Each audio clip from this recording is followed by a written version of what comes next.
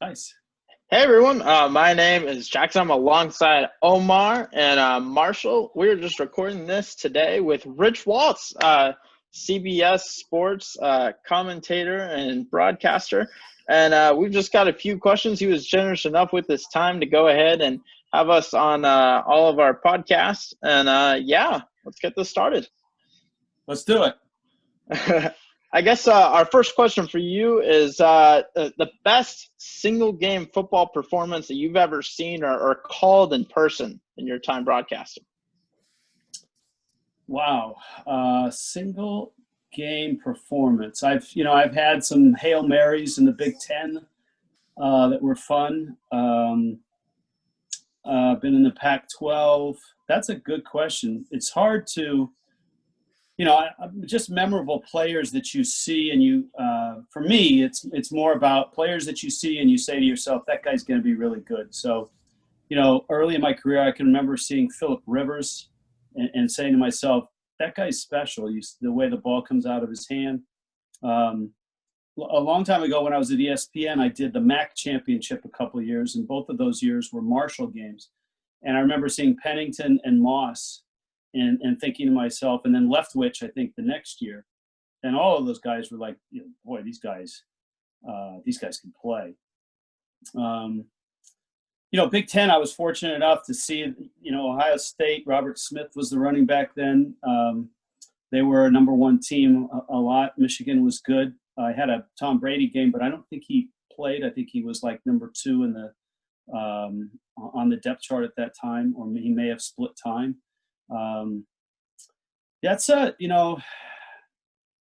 to think if there were, the individual performances in football don't stand out to me as much as, say, baseball or other sports. For whatever reason, as an announcer, you're so into the storylines of the game, the strategy of what offensive and defensive coordinators are going to do, the meaning it has in standings or bowl stuff.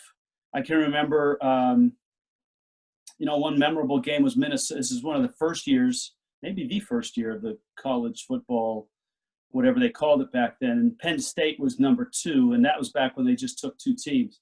And Minnesota came in, and Minnesota beat them in Happy Valley, stunned them, came back in a last-minute drive and a last-minute field goal. And that was late November, and it knocked them out of the bowl championship game, essentially, is what that was. Got to do SEC and ACC stuff when I was in Florida working for Raycom and Fox Sports. But to me, the games are the ones that stand out, not necessarily the individual stuff. Or even the places where you get to call a game.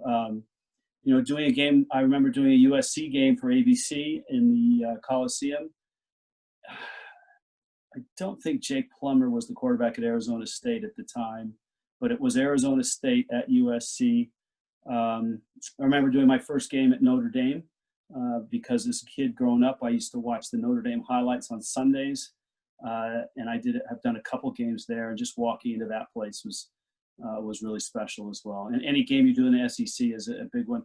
One of the most memorable nights in my college football career was, and it was an important game in the SEC standings.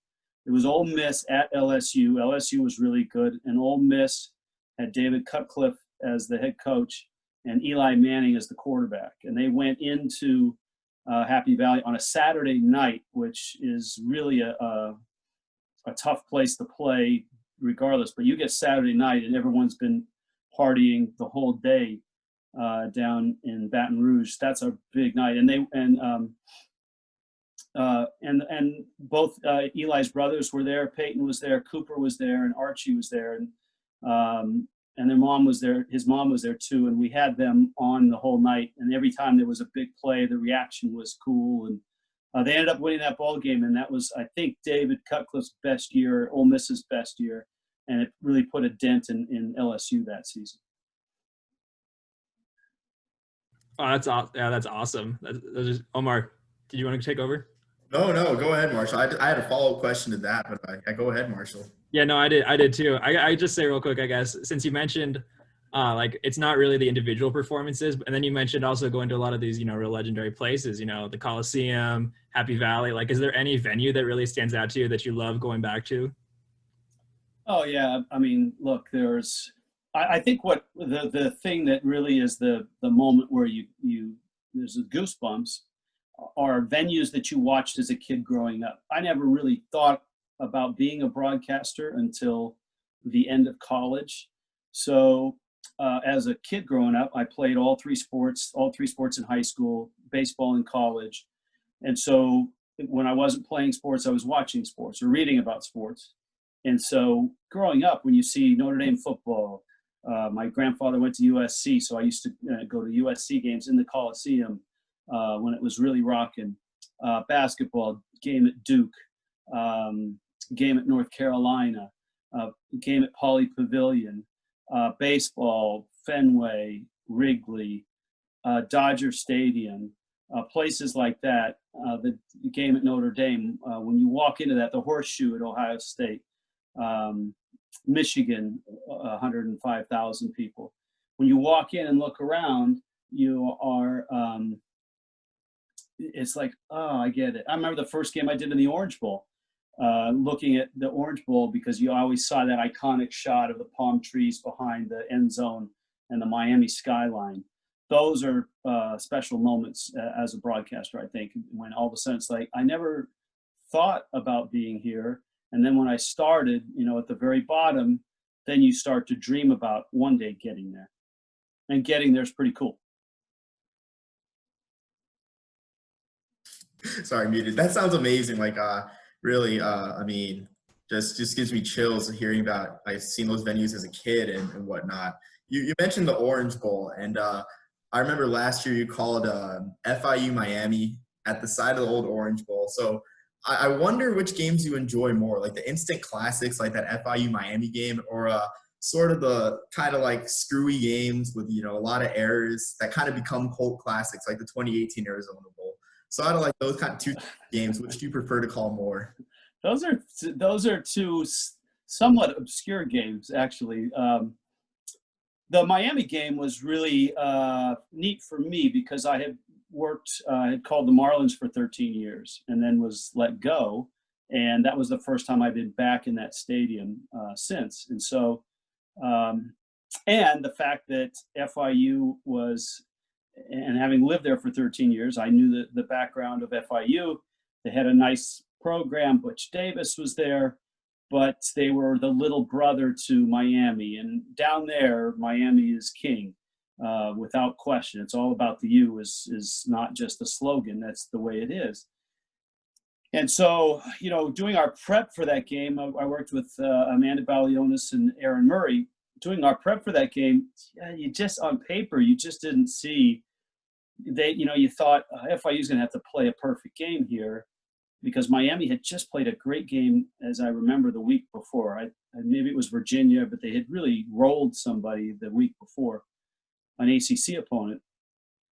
And then all of a sudden the game starts and a few things happen, and you sense right away that, you know what, that this is going to be a lot more interesting than we thought it was. And Miami struggled, and FIU played brilliantly and had some big moments. And the fans that were in that stadium that were FIU fans, because it was their home game, just had the greatest time. And it's always fun to call an upset. When you're doing a national broadcast, you never root for anybody, but you do root for a good game, and you do react to an underdog playing well and the chance of an upset. So those two games are, I don't remember, the Arizona Bowl in 18, Nevada and like Arkansas State, maybe something like that. Is that right? Yes. Oh, okay. So that was an awful game for 3 quarters and then a really good game at the end, as I remember it. But I told you that some Hail Marys in the Big Ten. I remember the Minnesota Northwestern game at the Metrodome, and just some crazy stuff had to happen, and then a Hail Mary at the end to win it for Northwestern. Those games you remember. but any upset, any time a smaller school or an underdog comes from behind to beat somebody, that's pretty cool. Yeah, that's awesome. I know you mentioned this also a second ago that you really didn't start thinking about, having a career in like sports or sports commentating until really your senior year of college. I was just curious what triggered that thought for you, and like what kind of stuff have you seen, since the start of your career, or I guess just maybe a little bit of the early career days. What spawned that for you? It was a deep desire to get to the major leagues. I was a good college shortstop, but I wasn't great. I really didn't have the skills to be drafted. I hit for average. I didn't hit a lot of home runs. I stole some bases, but not enough. And I just had this deep-seated desire to get to the big leagues because I grew up in the San Francisco Bay Area, and I always wanted to play middle infield for the Giants or the A's. And that was just before the time where if you didn't play in the big leagues or even play in the high minors, you couldn't work in baseball. You couldn't be a GM. You couldn't be a coach or anything. And so I just looked at it and I said, broadcasters are in the big leagues and that looks like fun. I'll be a broadcaster. I think I could do that. And so we didn't have I went to the University of California at Davis. There's no broadcasting major there. They did have a student radio station though that did the football and the basketball. And so my last quarter, I had one quarter to finish up after my last year of baseball. And so I did a little bit of stuff on the student station and got a little bit of tape of football and a little bit of tape of basketball, and then was stupid enough to think that I could be a broadcaster, naive enough to think that I could do it. And, I called every school west of the Mississippi and said, hey, I want to be a play-by-play announcer, or do you need someone? And they all laughed like, come on, man, we got some guy's been here 30 years, the voice of Montana State, or the voice of this, or the voice of that. And so I was really fortunate because like the last conference, as you move west, the last conference is the West Coast Conference. And I called every school in the West Coast Conference, and they all had someone that had done their games forever. And the SID at Gonzaga told me, hey, look, we got a guy that's been here for 30 years, a guy named Dick Wright. And he said, look, but there's a guy in town that just started this radio syndication company. You might want to give him a call. Here's his number. So I called him, and the guy said, well, can you do hockey? I need a hockey announcer. And I said, yeah, absolutely, I can do hockey. He said, well, send me your stuff. So I got a little cassette tape of a little bit of football, a little bit of basketball, made a resume, sent it up. And he called me the next day, and he said, you lied to me. I said, what do you mean I lied to you? You said you could do hockey. There's no hockey on your tape. And I said, well, that wasn't a lie. I can do hockey. I haven't done hockey, but I can do hockey. And I borrowed money from my mom and flew up to Spokane, Washington, and convinced the guy that I could do hockey. I had to sell some advertising too to do it. And in a month and a half, I learned as much about hockey as I could. I'd not seen a game live in my life, but I'd watched some of it on TV. And by the time it started, I was in the Western Hockey League for 2 or 3 years in Spokane and then Seattle, calling games on radio and then television. But that helped open the door. It was great. It was graduate school because then I got to do minor league baseball in Spokane, single A for 2 years, Eastern Washington football and basketball and radio for a few seasons. That was graduate school for me. Because every game I did, all I worried about was just getting better and not knowing how hard it would be to get to where I wanted to go. And I was fortunate after 2 years at single A to get a double A job in Wichita, Kansas, and then 3 years in Las Vegas. And that got me into, I was lucky enough to get the weekend post-game job on Seattle Mariners radio a year and a half after that. But I still did hockey and still did all the sports nobody wanted to do. So I was naive enough not to know how high the mountain was. I just worried about getting better every game, and it worked out. I was fortunate in that sense. Wow, that's really incredible. It's awesome to hear. I think, did Omar or Jackson, you guys want to take? Yeah, I think I had another question for you of Yeah, you've done so much in your career. You've done hockey, done the Power Five, done a little bit of the NBA even. How does currently being, at least in the college football world, exclusively a Group of Five broadcaster, how is that different, do you think, from maybe some of your other CBS counterparts? I don't think it's all that different. You know, this is an odd year in that the conferences aren't playing out of conference. So we normally get 4 or 5 games that involve a Power Five team, and oftentimes the Group of Five team beats the Power Five team. So it's there's plenty of Group of Five programs that if you plug them into a Power Five conference, will finish in the middle or maybe above the middle of that conference right then and there. You take Cincinnati or UCF or Boise State or San Diego State, put them in the conferences, the Big 12 or the Pac-12, UCF and the ACC, especially the last few years. Those teams will have winning records in those conferences.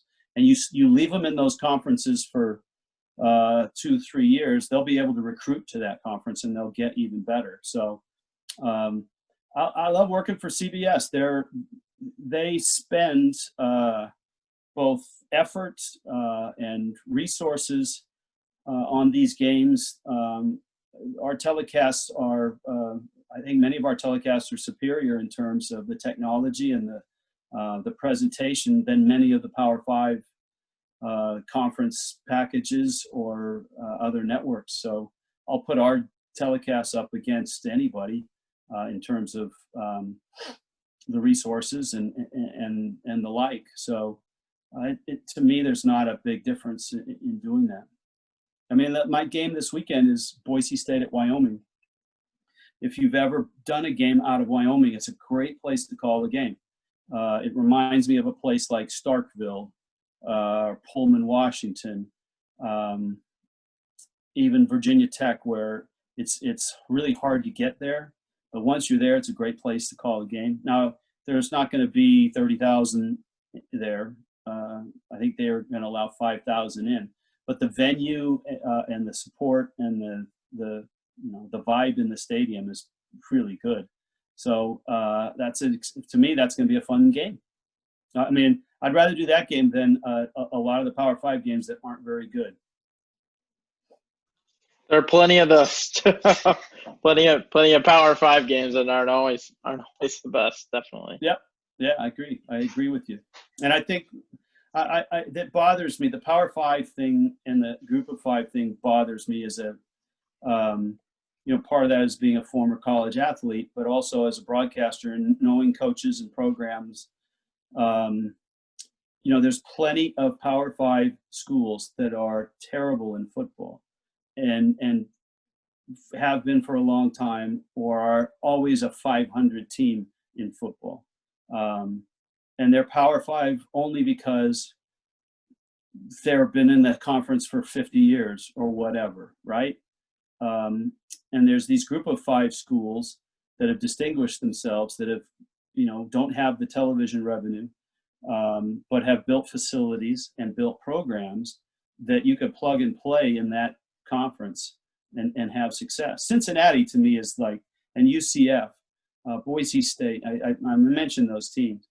If I'm the Big 12, I would be knocking on Cincinnati's door. If you've ever been on that campus, their athletic facilities are first rate. They're terrific. They have an awesome football stadium. They're in Cincinnati. It's a big market. They're in Ohio, which is a fertile college football recruiting ground. If I'm the Big 12, I want into Ohio, right? I want to be able, my schools would like to go recruit in Ohio. And you've got a major market in Cincinnati.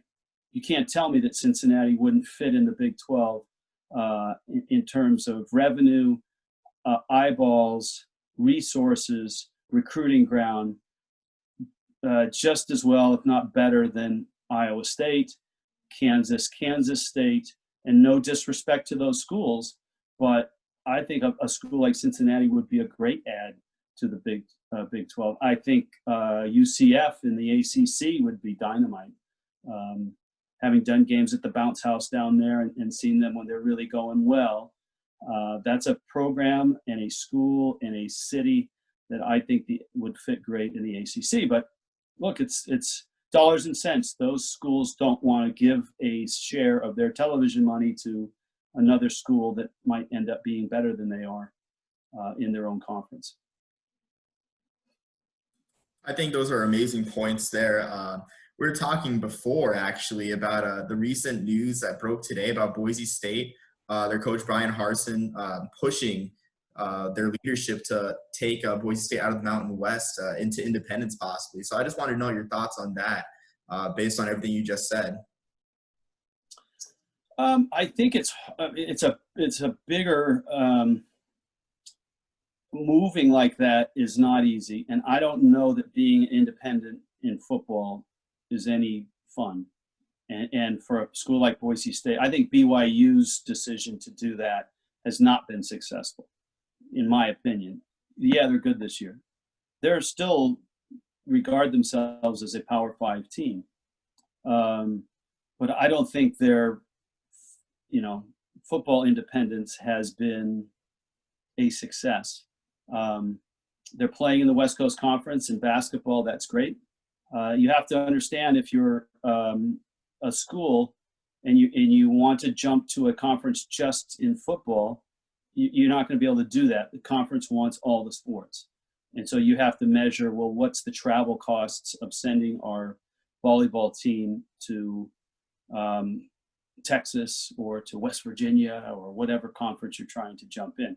If you're trying to go the independent route, I don't know, that's tough. I mean, things have fallen, and I think BYU's had success this year simply because they had an ambitious schedule and they haven't been able to play any of those ambitious teams. So I don't know. I mean, it's hard. Look, Boise State's been a great football team. I love what Dan Hawkins and Chris Peterson and Brian Harsin have done there. And I think they're smart to look and kick the tires and tell other leagues that, hey, we're interested. I think all schools should think about that. But I think, again, it's a lot more complex and a lot harder than just saying, yeah, we're out of here. And our sports are going to go play in another conference, and our football is going to be independent and play in that conference and call it good. There's a lot more to the puzzle than that. Yeah, that makes sense. I guess to kind of switch it up a little bit. So, given your background with calling baseball games, obviously analytics have been a huge part of like how we assess baseball and like look at players and look at how teams are performing. And there's definitely been a recent trend within, college football and the NFL especially about using new analytics to evaluate teams. I was wondering, do you think, like, given a lot of the pushback amongst the public, at least with analytics in football, do you think we'll continue to see more adoption there? Like, how do you see that trend evolving? Yeah, I mean, I look, analytics, you can say analytics is the way that writers or the media picks apart performances, but it starts from the inside. It starts from the teams. These are numbers that the teams use to evaluate performance, evaluate talent, to build their rosters, to suit the style of play. Certain teams in baseball, and I'm sure basketball and in football, value different metrics and different information differently, right? Some really put the Houston Rockets in basketball were kind of the cutting edge in terms of points per possession, and then obviously much deeper than that. In baseball, the Oakland Athletics were the first to identify an undervalued asset in on-base percentage, and that's just the very tip of the iceberg of what Moneyball was about. The Tampa Bay Rays are, maybe the best at figuring out how to do more with less. And so each team has a premium of which metrics or which information they find valuable. So I think in any sport, advanced analytics or metrics or whatever you want to call it, stats. Yeah, they're important, and they're going to be around, and they're going to be more prominent because those are how teams are game planning. Those are how teams are evaluating their performance. Those are how that's the information teams are using to scout. So if it's important to the teams that you're watching, that information is important to you. Now, it's not the be-all, end-all, and there's still a human element to all of it. And a lot of analytics are based in older principles. It's just a better way to identify it, a more efficient way or more accurate way to measure that value.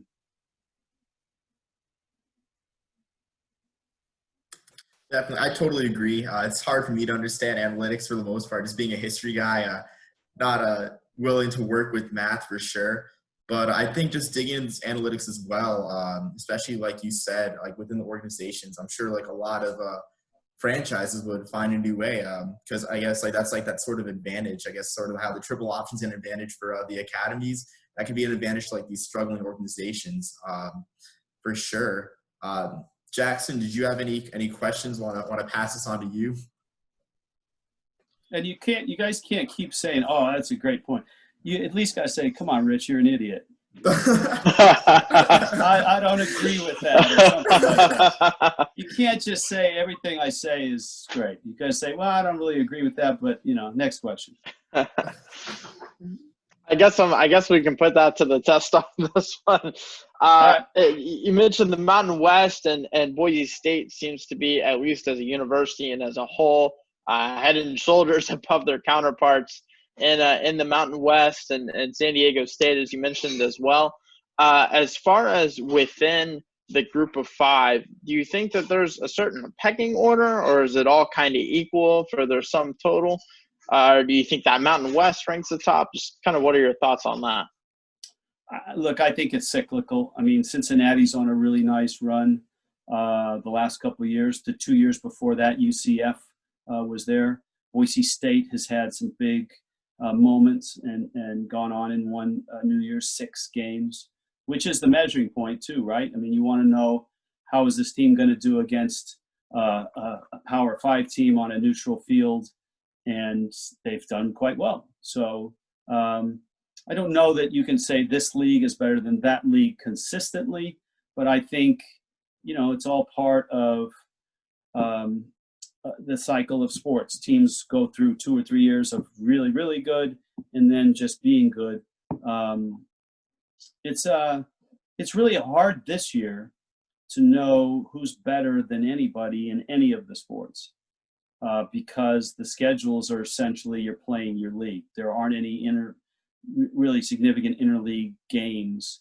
So I don't think you can definitively say, well, look, the American's better than the Mountain West, or the MAC is much better this year, because you don't have, hey, this Mountain West team beat Arizona State, or this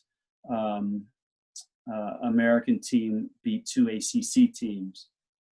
So you just don't know who's well. And that was the same thing in baseball, in Major League Baseball this year, because everybody played in their division and everybody's interleague was also in that other division.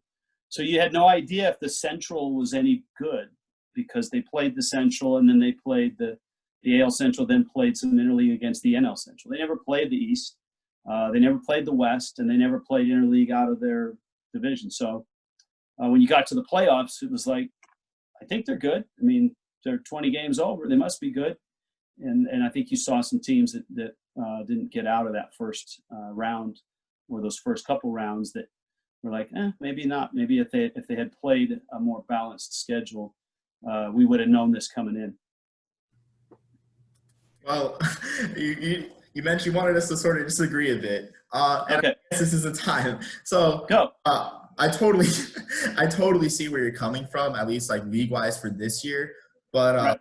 I'm gonna bring a little bit of my love for history here, and a little bit of what I watched growing up in Massachusetts, in the Big East. I've always been a Big East fan, and for me, the American I mean, for like all intents and purposes, it's kind of like the ghost of the Big East with Cincinnati there from their heyday, South Florida as well, and until last year, UConn. But I don't like to talk about UConn as Jackson and Marshall know. But I think history plays a big part in the American being head and shoulders above the rest of the G5, and then following that with the Mountain West essentially being the ghost of the WAC, poaching all their schools. And it wasn't too long ago that we had a 16-team WAC mega conference, which you know, if I had a time machine, I'd love to be alive and following college football back then for that chaos. So I do think that there is a pecking order within the group of five, and it just kind of shows with who's been getting mostly the New Year's Six bids, whether it's the American in most years and the rare year that Boise State is on top, and you know, maybe occasionally a Western Michigan will come out. But you don't see, other than this year, you just don't hear from the Sun Belt or a Conference USA. Yeah, but I would, in defense of Boise, they generally play a tougher schedule non-conference. They'll go play, you know, they have in their history gone on the road and played SEC teams in those stadiums that in 3 time zones or 2 time zones away. So, and UCF has not dodged people either. I get your point. I think you're right in the last couple of years, for sure. But, you know, I wish that there was more American plays Mountain West, or, you know what I'm saying? It would be fun to watch Cincinnati against Boise State. It would be fun to see San Diego State and UCF, right? I mean, I would, those are marquee type games. But I think for those group of 5 schools, their target when they schedule in non-conference games are Power 5 teams, and they'll get, you know, they have the money in many of these programs. UCF, Boise State, Cincinnati have facilities and support enough to get those Power 5 schools to come to them because they can sell 35, 40,000 tickets. They can get that game in prime time on a network, and I think that's benefited. I think, you know, I've always been impressed by Boise State's lack of hesitation to go play somebody in, you know, whether it's at a, you know, so oftentimes it's a neutral site, but it's, you know, in Atlanta or in Texas against a team from that region. So it's not really a neutral site. The other thing I think I wish that Power 5 schools, people that follow Power 5 solely, knew about Group of 5 is how many Power 5 teams dodge Group of 5 teams when it comes time for scheduling. Believe me, these schools knock on every door and say, we'll come play you, whatever. And it's like, maybe not.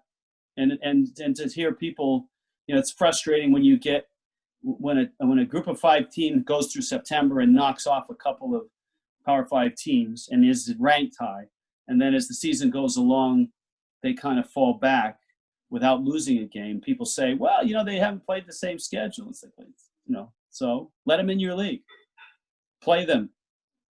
You know, it's a frustrating thing, certainly for the Power 5 schools that want the national recognition and want to stay in that. This year's been an interesting year because there's been a lot of teams outside of the Power 5 that have been in that top 25, and a lot of it has to do with just the craziness, the lack of games, cancellations, all of that. Yeah, that's funny you mentioned that. We talk a little bit about in the past about, especially like Alabama, you know, getting some real cupcakes on their schedule late in the season. A lot of SEC teams doing that. So it's good to get kind of your point on that. But I know, you know, we're a little bit over 30 minutes here. I want to make sure we're not taking up too much of your time. It's a rainy night in the Great Northwest. I'm not going anywhere tonight. So. Cool. Maybe if we have time for one more question, then Sure. If Omar or Jackson, you guys have anything pressing. If not, I'll have a question. Go ahead. And if you guys want to do one more each or 2 more each, whatever you want. Yeah. Okay. That works.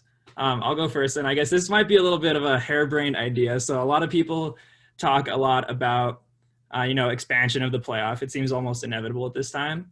But I think one thing I've kind of posed with Omar before, what is your opinion on if there was almost like a relegation system in the conferences? You can have almost, like the worst Power 5 conferences maybe get relegated down to a Group of 5 conference who may get relegated down, to FCS or something like that. But, just to increase parity, because it's like every year, you have Vanderbilt at the bottom of the SEC. It could probably get smoked by a team like Cincinnati. So it just doesn't make sense to have that. Have you ever thought about anything like that? Without question. And that was my point earlier about you could take a Cincinnati or UCF or a Boise or a San Diego State or teams like that, plug them into conferences, and they would survive, and they would, probably win more games than they lose. And why should a school who gets $40 million a year, $45 million a year off their league television contract, year in and year out, have football teams that aren't very good and aren't bringing revenue into those leagues, where you could, a team like the top teams in the Group of 5, I think have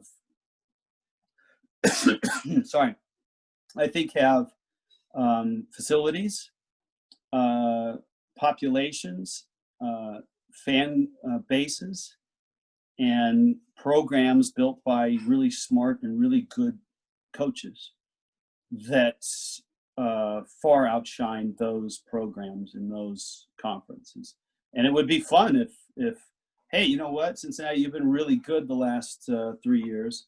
We're going to throw you in the Big 12 for a couple seasons, see how you do. And, Vanderbilt, you've struggled. Kansas, I know it's been a rough go. Oregon State, maybe let's throw you in the Mountain West and maybe get yourself on your feet and get a little momentum and all of that. I'm all for that. I would just like to see more access for those schools to play those other conferences or other universities. Yeah, parity is definitely the key for a successful future of college football. I'll hand that off then to Jackson, looks like. Yeah, I guess I got like 2 smaller questions for you. So Omar and I's podcast, we cover college football awards specifically. Kyle Trask's numbers and everything except completion percentage is beating out Joe Burrow at this point in the season last year and against all SEC competition. Is he the clear favorite for the Heisman in your opinion? Or do you think that maybe Trevor Lawrence or Justin Fields could possibly win it? And then finally, you've covered the Seahawks for a while, being up there in Seattle. With Sean McVay and the Rams doing so well this year, do you think that they can still have the possibility of winning the NFC West? I'll start with the Heisman. Trask is probably the front runner, but I think with every award in college football, it's I don't want to say it's hollow, but it's like, you've got players that played like 3 or 4 games, not by any fault of their own, not because they aren't good players or great players. So it's like, yeah, I think he's the front runner, but there isn't much of a field, and there certainly isn't a body of work for everybody else in the competition. But look, whoever wins the national championship, much like the Dodgers in the World Series, they only played 60 regular season games, but you know what? Everybody else played 60 regular season games, and doing it in a pandemic and doing it the way they did is really significant. I don't feel that way in college football because you have conferences that have started in different times and haven't played as many games, teams that have been hit by COVID and contact tracing that have gone into games without 15 players. So yeah, I guess he's the leader. But even when I see the board on TV, I just like, I'm not really. It doesn't get you fired up like normally you would at this time of the year, which is this time of year they're handing out the Heisman Trophy. So Seahawks, yeah. I mean, look. Never underestimate Russell Wilson and Pete Carroll. I've watched them from afar when I lived in Florida, and then closer up since I've lived here and there. That's a really good organization. They've got a great general manager. Carroll's the perfect guy with that bunch. Russell Wilson has made a great living and a great career off of being underestimated. So certainly, I think they, if they don't win the division, they can still get in the playoffs and they can still beat people and still get to the Super Bowl, especially in this type of year where, again, it's a weird year. Yeah, really, really good points. I mean, I totally agree about like the Heisman. Jackson's a big Florida guy, so Go Gator! Go Gators! Gators. I had a lot of Gators on my that I worked with in Miami, and they were go Gator. A lot of Gators, a lot of Hurricanes, a lot of Seminoles too. That's a great place for college football, obviously. I'm trying to convince Omar it's a Gator Nation. He hasn't bought on yet, but it is. But I mean, I do think the Heisman. I mean, no offense, a little bit of an asterisk. I mean, especially with some people emerging as well. For me, as a Group of 5 guy, Nick Starkel for the Fighting San Jose State Spartans. Oh, there you go. From Nice. the Bay Area. Good reference there. Where were you born? My dad was born in Monterey, so we'd occasionally watch the San Jose State games were rarely on national TV. So this year's a good year.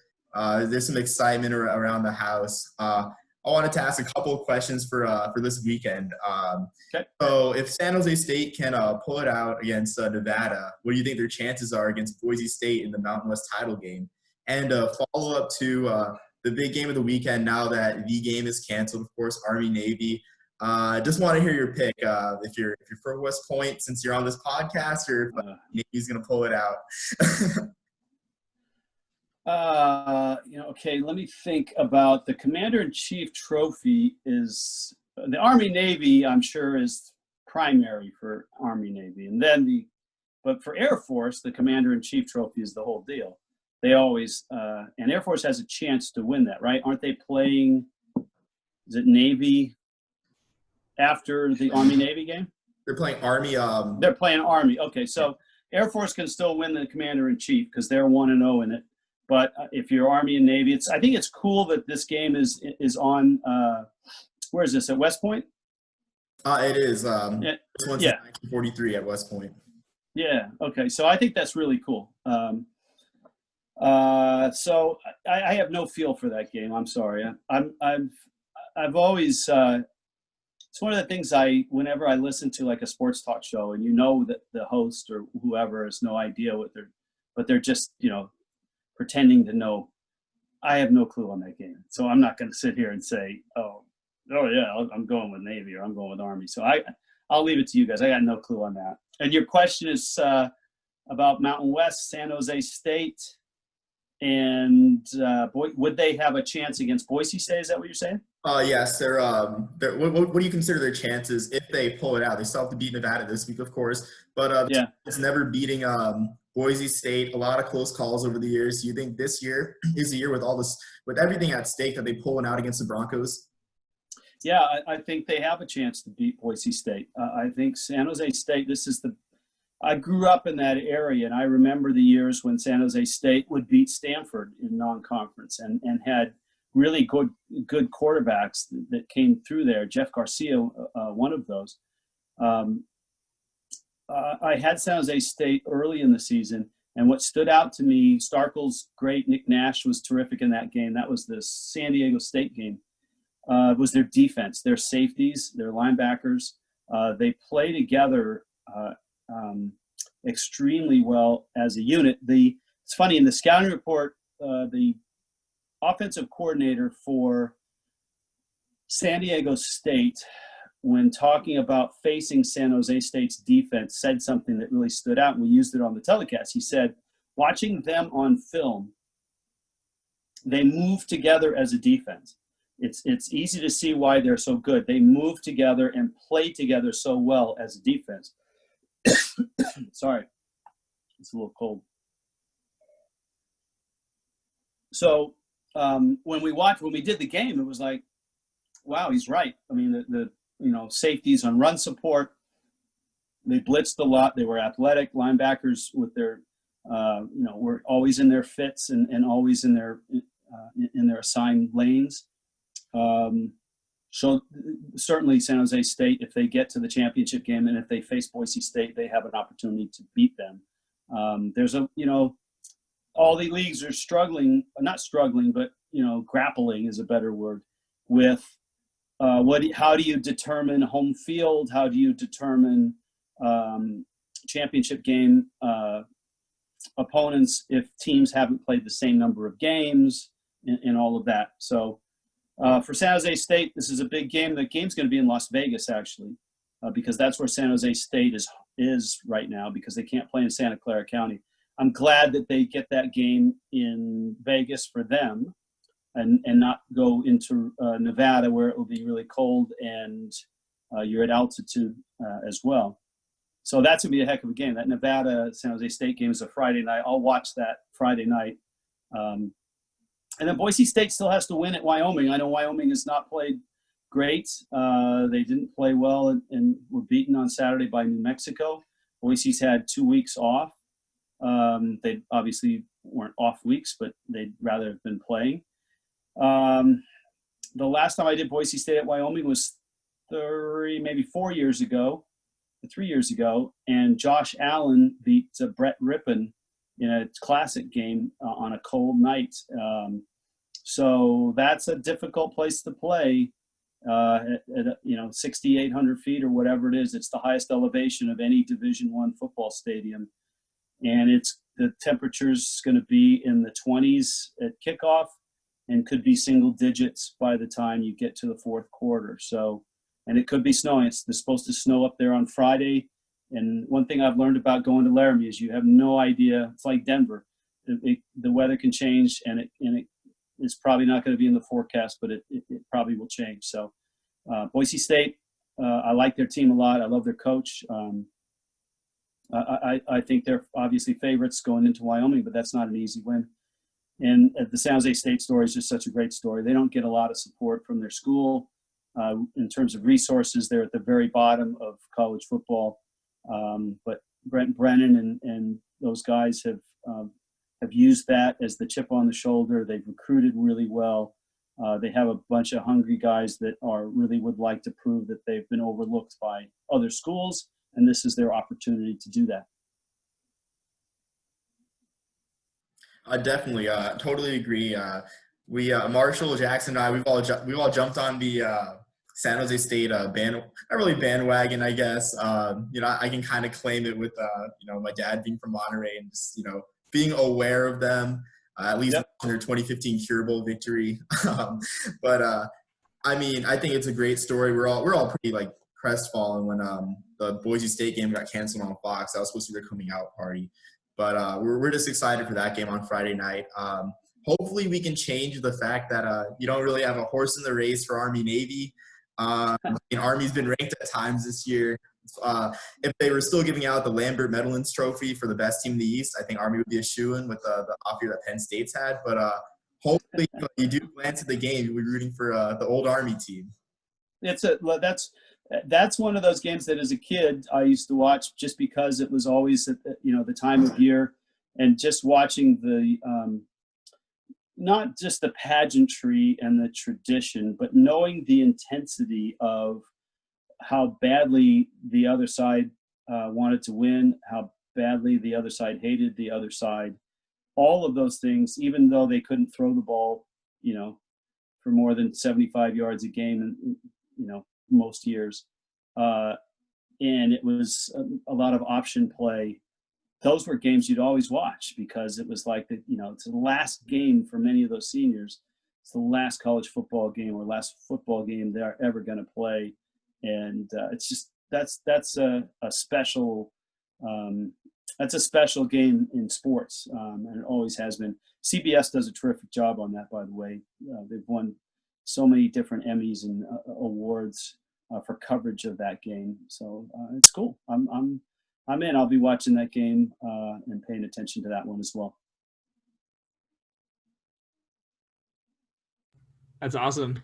I think we got a few more questions in. We won't keep you here all night. Okay. I'm sure we all really want to thank you so much. This has been awesome having you on the podcast. We're real small, so every little bit helps. We're all big fans. See, if you're small, you shouldn't have me on. You should, shoot for like Boog or some, the mega star that will drive ratings. For me, it'll be just like, you might get a couple likes, but that's it. But no, this is fun. I appreciate guys like you, both women and men who are just out of college and just starting out. The one thing I'll say is you just never know where you're going to end up. I had no idea that I'd be doing this, and but I went for it. And so for you guys, I know sometimes you look at a goal or someplace you want to go and want things you want to do, and it's attainable. You can do it. It's if you're disciplined and you work hard and you try to improve, and you never know where you're going to end up. You could want to be in this industry and find out. I think when I started too, it was like, maybe I would be like a sports anchor or something like that. Then it's like, no, man. Once I got a little taste of doing games, it's like, no, this is where I want to be. I want to be at the games. I want to be in it. And if I can't play, then this is as close as I can get. So keep it up. You guys are, you may be small now, but you're on the right track. Thank you so much. Thank you. Everything. We can never express it. All right. Well, let me know how we do on Saturday, Aaron Murray and I and AJ Ross in 5-degree weather, if we're still, if we're lucky enough for the games to be, look, the one thing, games get canceled. I've had 4 games canceled already, and you're just thankful when a game is played. You're thankful for the hoops that everybody's jumping through, from players to administrators to fans to networks to our bosses to everybody. And so hopefully the game gets played. I can't wait to see Boise State. It'll be my second Wyoming game. And if it snows, I think that's even more fun. Who doesn't love to announce a game in the snow?